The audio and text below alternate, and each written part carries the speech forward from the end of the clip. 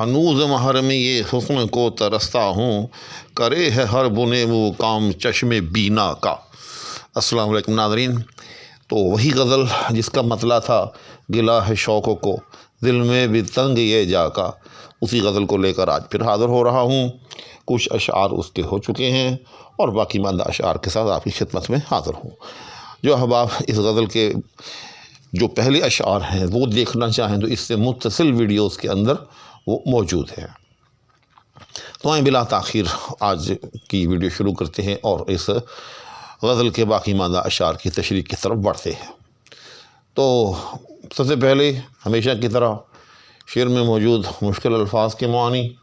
तो पहला मिसरा है, हनूज़ महरमी ये हुस्न को तरसता हूँ। हनूज़ का मतलब होता है, याद रखिएगा, अभी तक। अंग्रेज़ी में अगर आप समझना चाहें, कुछ अहबाब जो है अंग्रेज़ी के तवस्सुत से कुछ अल्फाज आसानी से समझ लेते हैं, तो अंग्रेज़ी में इसको स्टिल यानी अभी तक या सो फार या येट, 3 लफ्ज़ अंग्रेज़ी में आम तौर पर मुस्तअमल होते हैं हनूज़ के लिए। तो माना हुआ अभी तक। महरमी का मतलब होता है किसी चीज़ को जानना, अगरचे अपने रूट के एतबार से इस लफ्ज़ का जानने के साथ कोई ताल्लुक़ नहीं, चूँकि यह लफ्ज़ जो है वो हरम से निकलता है या मुहतरम से निकलता है।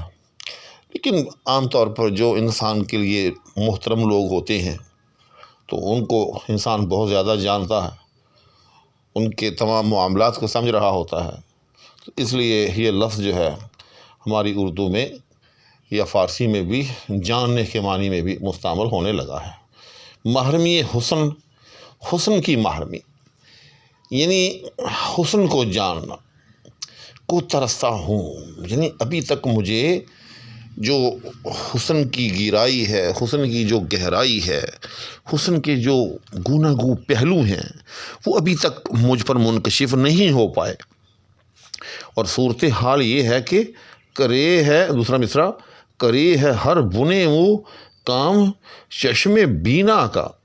बुन कहते हैं, याद रखिएगा, जड़ को, मुँह कहते हैं बाल को, बुने मुँह यानी बाल की जड़, और चश्म कहते हैं आँख को, बीना कहते हैं देखने वाली को, चश्मे बीना यानी देखने वाली आँख।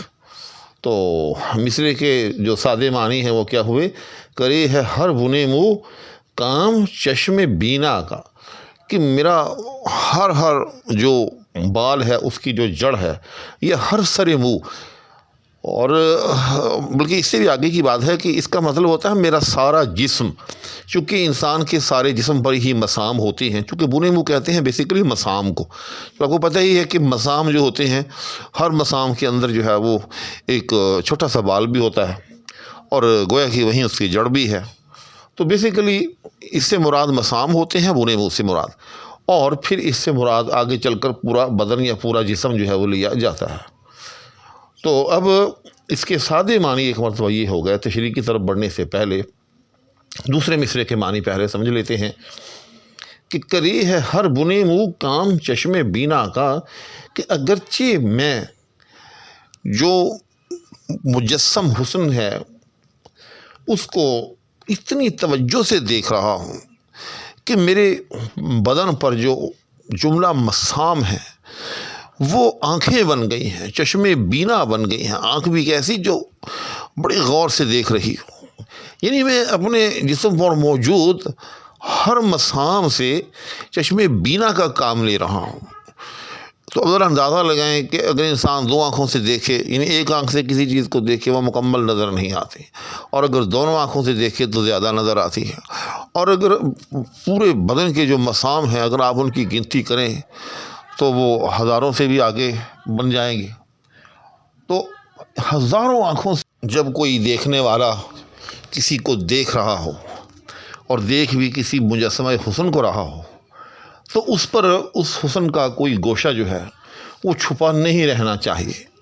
उस पर उस हुस्न के, उस मुजस्समे हुस्न के जुमला पहलू आश्कार हो जाने चाहिए। लेकिन इसके बावजूद गालिब कहता है कि हनूज़ महरम ये हुस्न को तरसता हूँ, लेकिन मैं इसके बावजूद भी उस हुस्न का सही इदराक हासिल करने के लिए तरस रहा हूँ। फिर भी मुझ पर जो उस हुस्न की जो हैं परतें, उस हुस्न की जो जिहात हैं اس حسن کی جو رعنائیاں ہیں وہ مجھ پر منکشف نہیں ہو پا رہی۔ تو یہ میں نے ایک طرح سے آپ کو اس کے ابھی تک الفاظ کی تفہیم کی ہے، کیونکہ جب تک الفاظ کی تفہیم نہ ہو کسی بھی شعر میں، اس وقت تک اس کے معنی کی تفہیم ناممکن ہے۔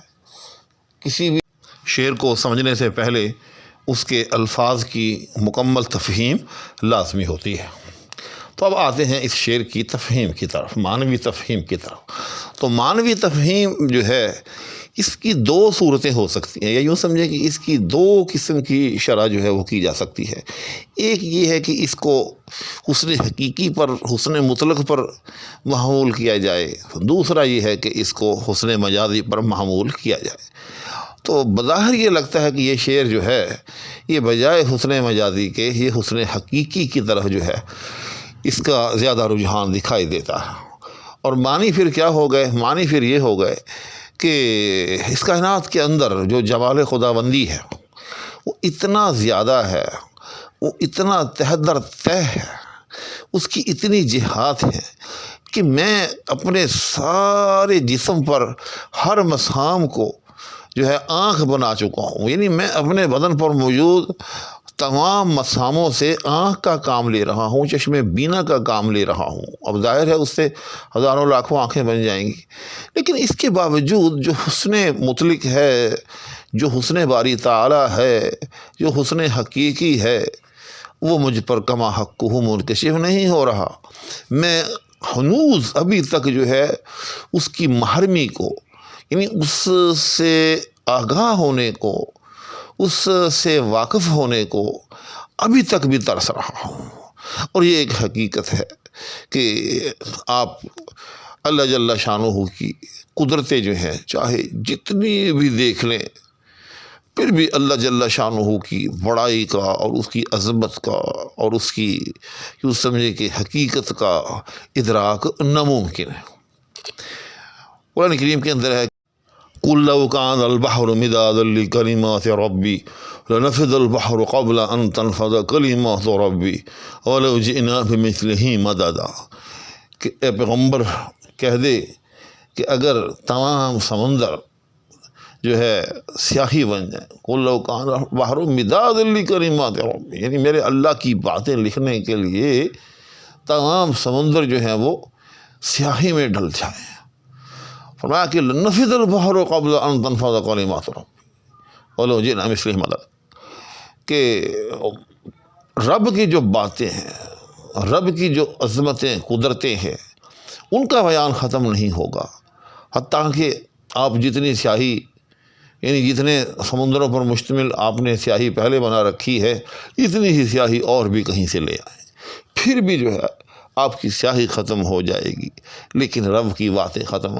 رب کی قدرتیں جو ہیں ان کا بیان ختم نہیں ہوگا۔ تو بس کچھ ایسی ہی کیفیت ہے کہ انسان چاہے اللہ جل شانہ کی قدرت کو، عظمت کو سمجھنے کی جتنی بھی کوشش کر لے، آگے سے آگے اس قدرت کی عظمت کے نئے نئے پہلو، نئی نئی جہتیں جو ہیں وہ آشکار ہوتی چلی جائیں گی۔ تو یہ ہو گیا اس شعر کا وہ ورژن کہ اگر ہم اس کو حسن حقیقی پر محمول کریں، اور اگر ہم اس کو حسن مجازی پر محمول کریں تو پھر اس کا بے تکلف مطلب یہی ہے کہ میں اپنے معشوق کو اگرچہ پوری محویت کے ساتھ، پوری توجہ کے ساتھ دیکھتا ہوں، اس کا دیدار کرتا ہوں، لیکن پھر بھی جو اس کے حسن کی جو لذت ہے دیدار کے اندر، وہ جو ایک لذت پنہاں ہے، وہ مکمل طور پر حاصل نہیں ہو پاتی، مجھ پر پھر بھی میرے معشوق کے جو ہیں مختلف گوشہائے حسن جو ہیں وہ پنہاں رہتے ہیں۔ تو اس طرح سے اس نے، غالب نے، اپنے محبوب کے حسن کی جو زیادتی ہے، اس کی جو کثرت ہے، اس کی جو جامعیت ہے، ایک طرح سے اس کی طرف اشارہ کیا۔ اس کے بعد اگلا شعر ہے، اس کو پہلے ہی ناز و ادا سے دے بیٹھے، دل اس کو پہلے ہی ناز و ادا سے دے بیٹھے، ہمیں دماغ کہاں حسن کے تقاضا کا۔ لیکن ناظرین، میں دیکھ رہا ہوں کہ ویڈیو جو ہے وہ کوئی 10 منٹ کے قریب جو ہے وہ ہو چکی ہے، اور یہ جو شعر ہے اس کے اندر بڑی گہرائی اور گہرائی اور ایک بڑی پیچیدگی بھی ہے، جس کی طرف اکثر و بیشتر شارحین نے اشارہ نہیں کیا۔ تو انشاءاللہ اس شعر کی اور باقی ماندہ اشعار کی تشریح کے ساتھ اگلی ویڈیو میں حاضری ہوگی۔ اس وقت تک کے لیے فقیر کو اجازت، آپ کے لیے بھی ڈھیروں دعائیں، اور آپ سے اپنے لیے دعاؤں کی درخواست کے ہمراہ۔ اللہ حافظ۔